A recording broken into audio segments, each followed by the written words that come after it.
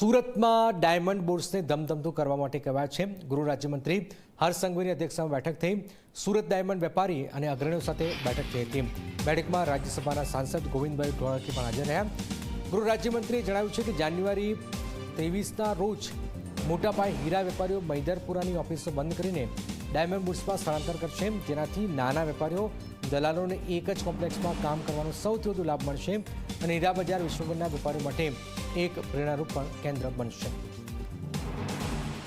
Diamond બોર્ડ્સને ધમધમતું કરવા માટે કવાયત થઈ રહી છે। ગૃહ રાજ્યમંત્રીની અધ્યક્ષતામાં બેઠક થઈ અને કઈ રીતે ધમધમતું કરી શકાય તેની આ બેઠકમાં મહત્વપૂર્ણ ચર્ચાઓ પણ કરાઈ છે।